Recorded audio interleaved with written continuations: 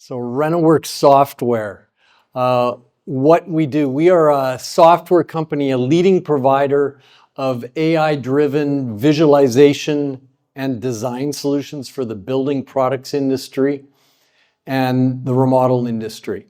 We work with manufacturers, distributors, retailers, contractors, and homeowners to streamline the remodel process through interactive design tools and digital experiences. So using our software, you can upload a photo of your home. We use AI tools to map out all the areas of your home. You click on your photo and you can transpose it with real manufacturer products. That's what we do. We work with over 350 different enterprise manufacturers and 300 contractors, mainly in North America and mainly in the United States. 95% of our customer base is US. And why does it matter? Our platforms drive customer engagement. It quickens their solution or quickens their decision on making remodel choices. These are some of the manufacturers that we work with. Not sure how familiar you are with these different logos, but I can tell you kind of they're the who's who of the building products industry in North America. The building products industry in North America is worth $500 billion yearly, and many of these clients are multi-billion-dollar companies, so they would white label our solution and include them on their website. Some cap structure, and it's good to follow Paul because I think that I have some good answers in terms of what Paul said. So we are a 20-year-old company, yet we only have 40 million shares outstanding. So we've been very diligent in when we raise capital. We don't raise capital very often. We did a market cap of $20 million. As of around today, we kind of, we are hovering around our 52-week high. We shot up to 74 cents in the last couple of weeks and have kind of come down lately. Strong cash position, 1.5 million in cash. Our margins are 76% and increasing. Last year in 2024, we did 6.9 million. We had recurring revenue of 2.76 million, and recurring revenue is going to be a recurring theme of what I talked to. That is very much a focus of what we're doing to grow the company, and we were profitable in 2024. So what problem are we solving? So if you're a homeowner, many homeowners struggle to understand what a remodel project will look like after it's done. So we help contractors and homeowners understand what a remodel project will look like before it's done. And we engage with the homeowner and we help them make decisions quicker. So we do this by providing an engaging visualization solution using AI tools, using data science and analytics, and using different aspects of the building process and interjecting that into the process. We keep homeowners engaged. Over the course of the year, we have close to 4 million homeowners that work on our software, and we measure each and every interaction of the homeowner.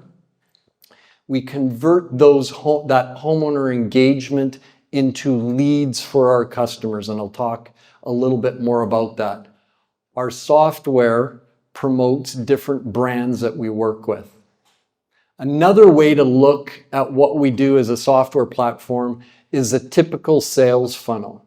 We operate at the top of the funnel, engaging with 4 million homeowners. So they come to one of our customer websites, either an enterprise customer or a contractor. They upload a photo of their own home or their own interior kitchen. We allow them to redesign their home. We capture all the data. We capture over 300 different points of what they're doing on that.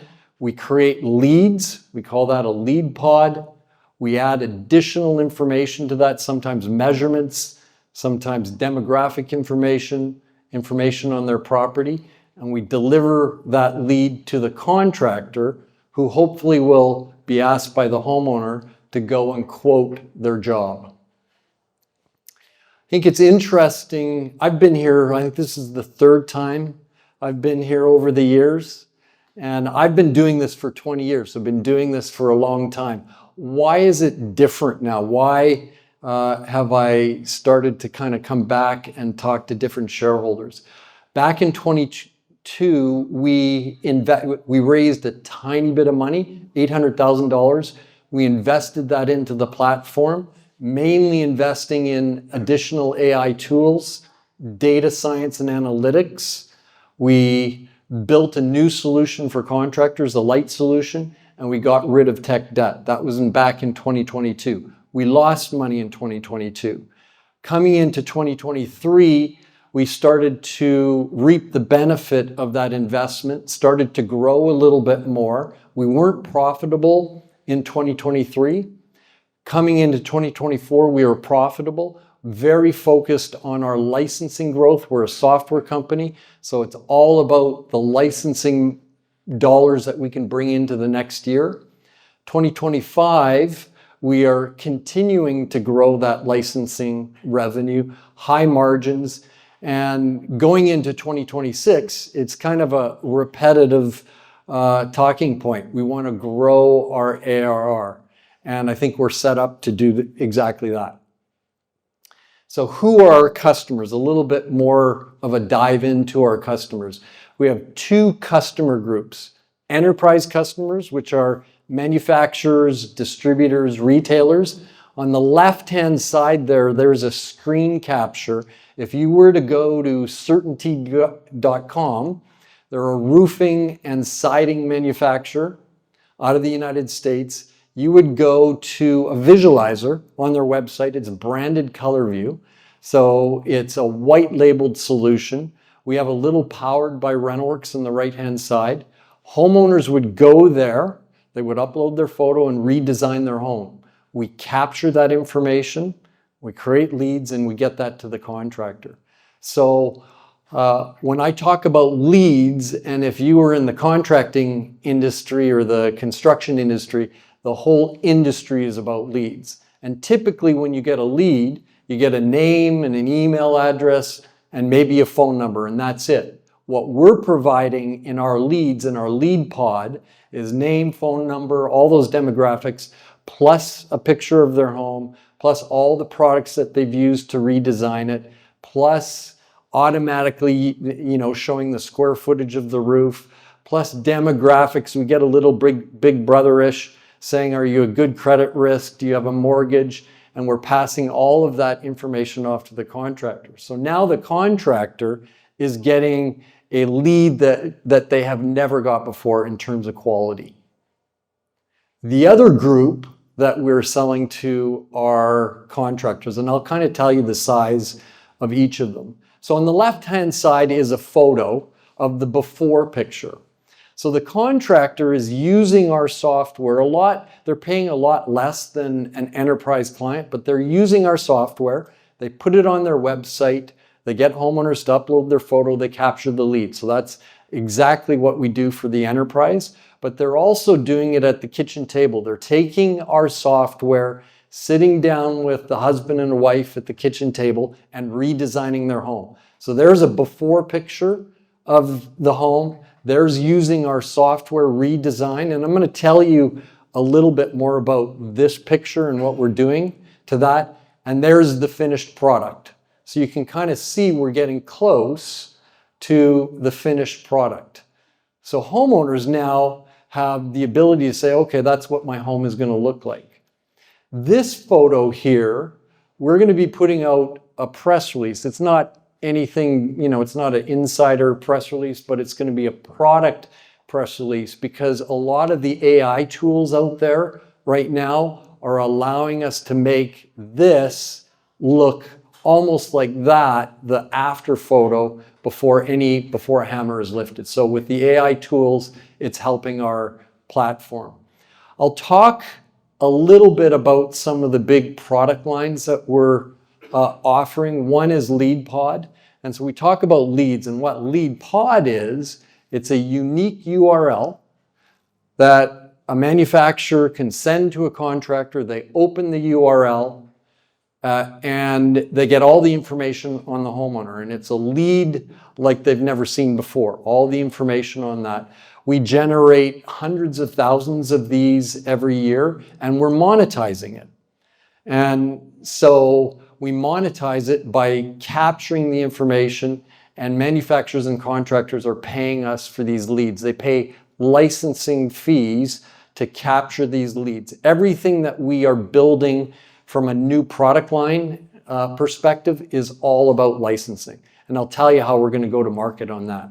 So here's a little bit of a case study in terms of one of our existing customers upgrading from their tier 1 service to a tier 2 LeadPod service. So this particular customer, they were paying us $10,000 USD a year for licensing, tier 1.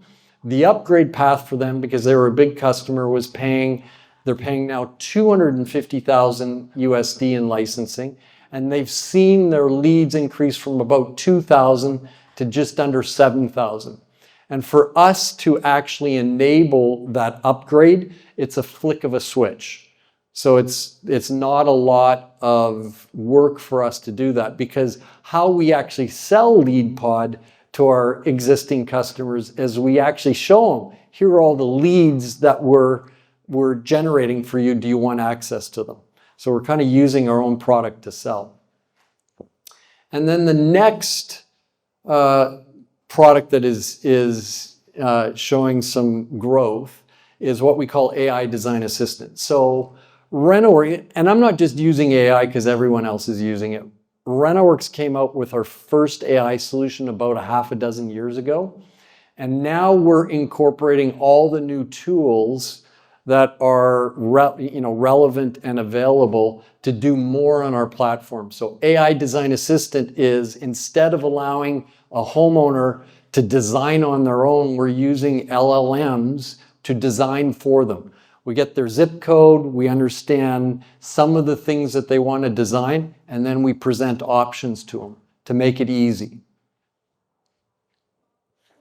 Our total addressable market. So how are we going to market and how are we growing our business? So along the top there are two customer groups, Enterprise and Renoworks Pro. So there's about 600 manufacturers, mainly exterior manufacturers in North America.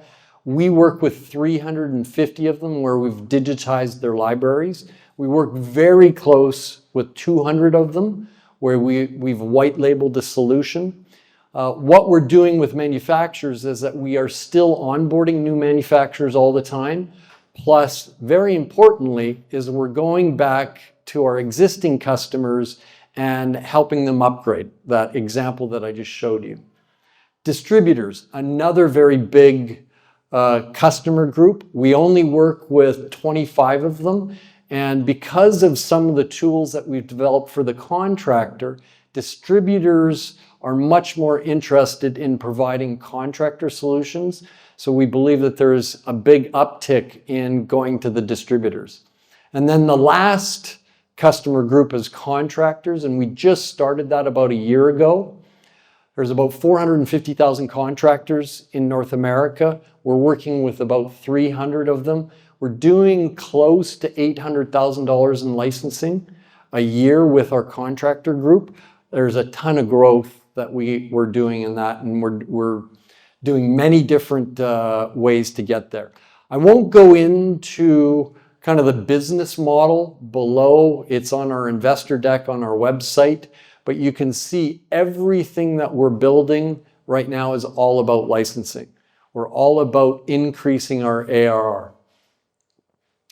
We've seen a little bit of a flywheel. Paul mentioned his own flywheel. We have a flywheel as well, where our tool is mainly for homeowners. Homeowners are coming to manufacturers.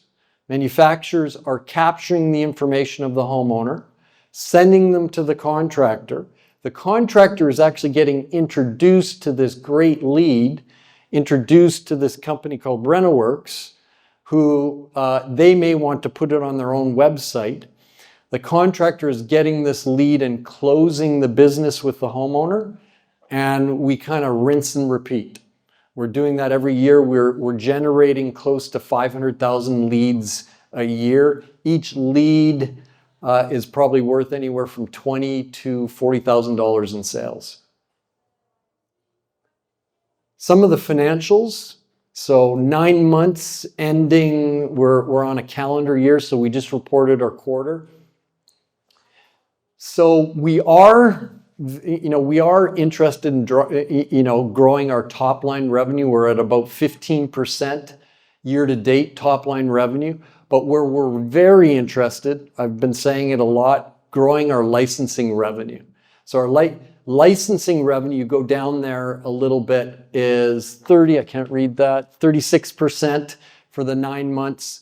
I would expect that to continue to grow, maybe even at higher levels. And why we're concentrating on licensing growth, we want it to cover our operating expenses and basically turn half our revenue into licensing revenue, where we, as shareholders of the company, are only getting a 1x multiple.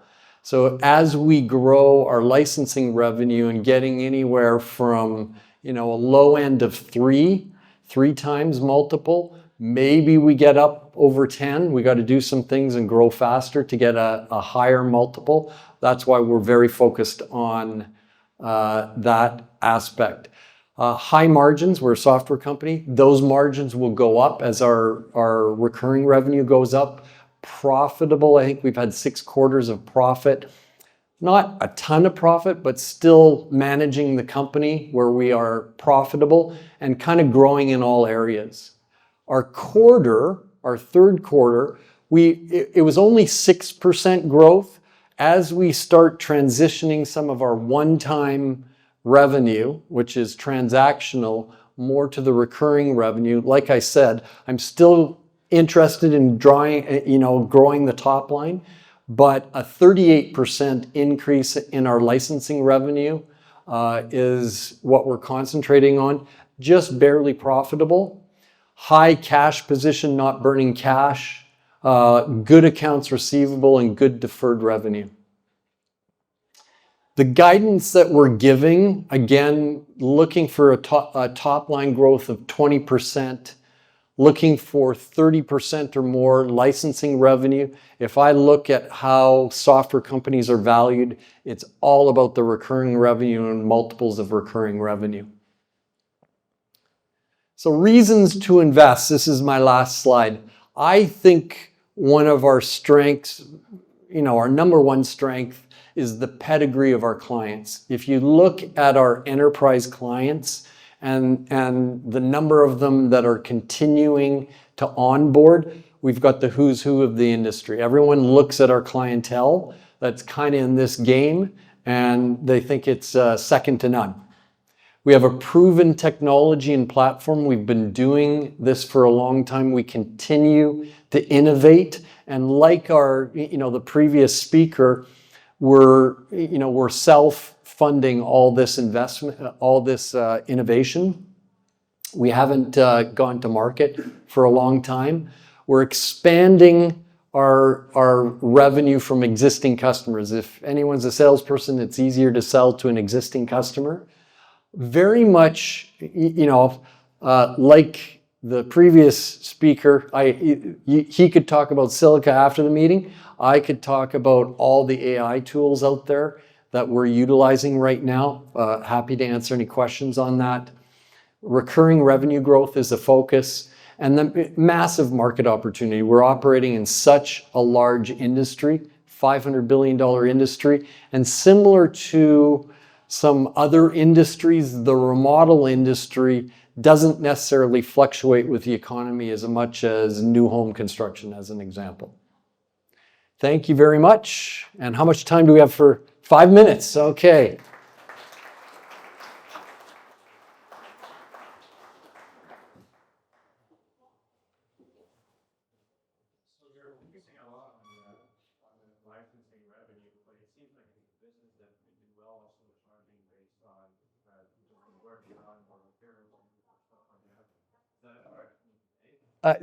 I got focusing on licensing revenue. What was the last in? Oh, yeah. Okay. Yes, entirely. So that sales funnel that you saw, there's many pieces to that sales funnel. And we're kind of building the pieces behind the scenes right now, adding measurements, adding a material list. We are actually going direct to homeowner as well. Our main, 99% of our business right now is B2B, but we are trialing going direct to homeowner for your exact reason. Because if we deliver a lead to a contractor, they haven't had to market for it. They haven't had to get, homeowner to say, yes, I want that. We deliver that to them. We say, if you close it, 5% of the deal to us. So that's behind the scenes, that's exactly what we're doing.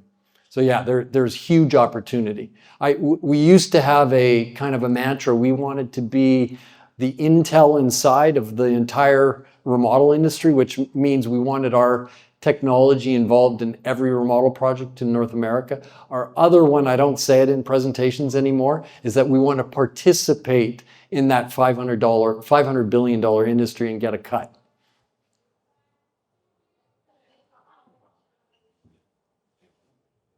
What is your dev team? So we've got a dev team of about a half a dozen in India. And then onshore here, about 15 people. So pretty, we're a 50-person company. So our data science and development and technical is about 20 people. The team in India is mainly on AI and the different AI tools. The team here in North America, front end, back end, data, servers operating. Does that answer your question? And do you have what's the background of your CTO? The CEO? CTO? He's 20 years of development. He actually came from agency where he was developing for Apple and Nissan, and so we're always open to adding talent on the dev side, and we're finding that the talent here in North America, especially AI developers, they're a lot more expensive. And we've managed to get a really good team in India. We actually had someone, the guy that's running our Indian operation was in Calgary for 4 or 5 years. He moved back to India. He's from India, and he's building a team there. So I said to him, get it to 10 people in India, so we're at 6, and then I'll come and visit, because I've always wanted to go to India.